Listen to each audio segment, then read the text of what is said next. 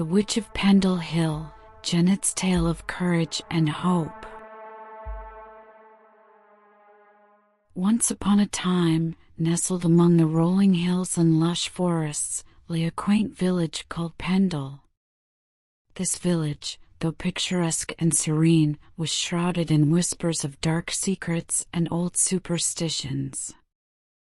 It is in this village that our story unfolds, the story of Janet Device, a young girl who would face the harsh truths of her family's past and the lies that threatened to destroy her life.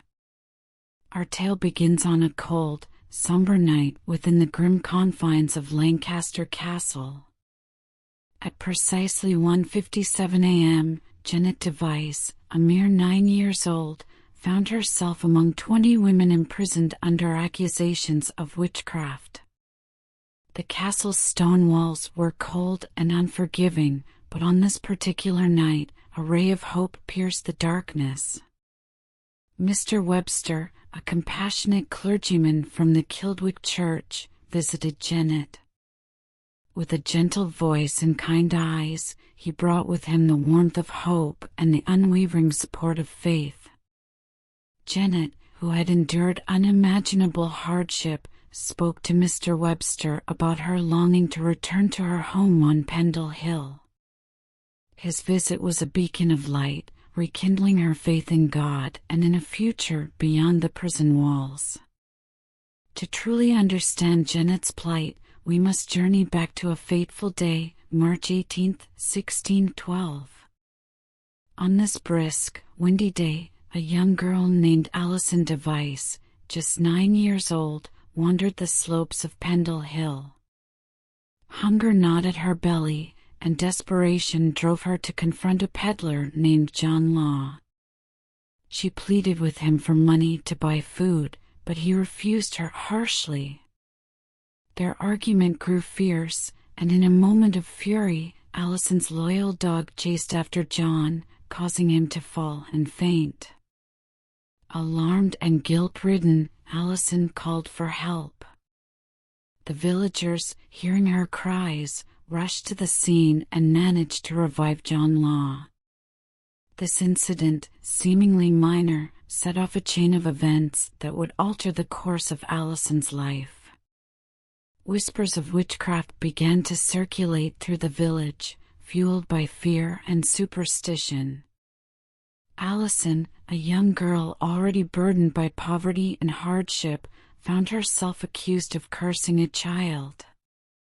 Roger Noel, a powerful and wealthy landowner, demanded that Allison be brought before him for questioning. The villagers, eager to rid themselves of the perceived threat, complied, and Allison, along with her family, was taken to Reed Hall. Reed Hall, with its grandiose architecture and imposing presence, was a place of both awe and dread. Within its walls, Allison and her family faced the stern interrogation of men dressed in black robes, their faces hard and unyielding. The atmosphere was thick with tension as Allison struggled to defend herself against the accusations. As the days passed, the web of fear and suspicion widened. An elderly woman in the village, long suspected of witchcraft, was condemned and taken to Lancaster Castle.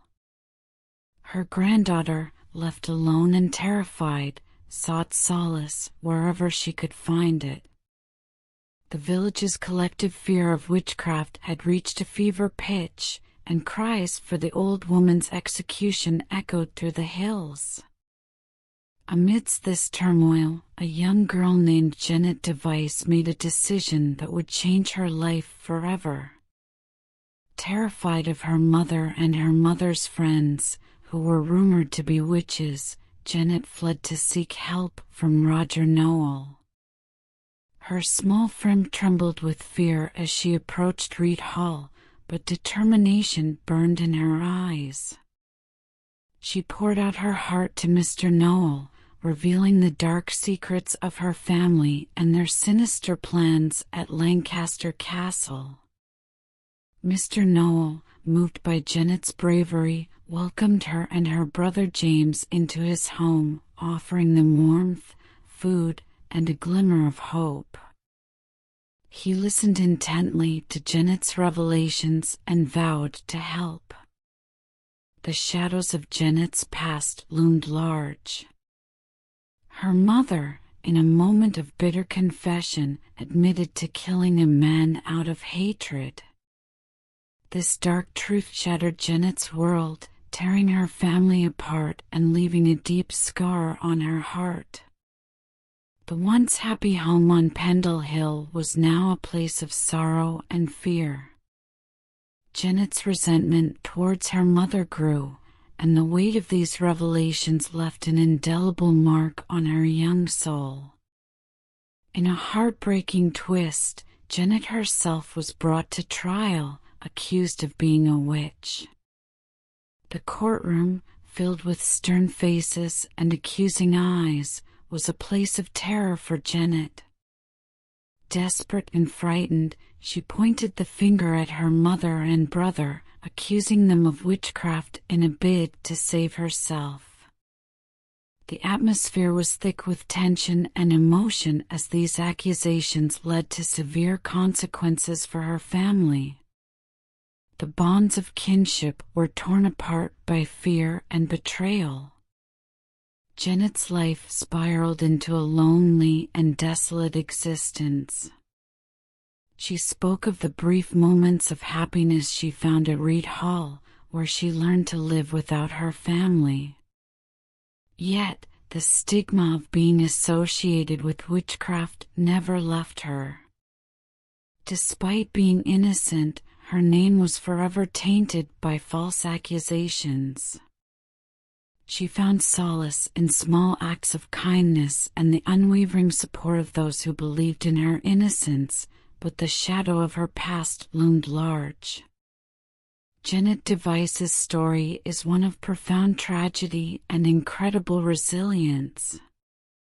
It is a testament to the strength of the human spirit, the importance of seeking truth, and the enduring hope that can guide us through even the darkest of times. Her journey through fear, betrayal, and ultimately a quest for justice painted a poignant picture of a young girl's struggle against the dark forces that sought to define her fate. And so, dear listeners, remember Janet Device. Her tale, though filled with sorrow, is also one of hope and courage. It reminds us that even in the face of overwhelming darkness, the light of truth and the power of faith can lead us to a brighter future. Janet's legacy lives on as a beacon of resilience, inspiring us all to seek justice and hold on to hope, no matter how dire the circumstances.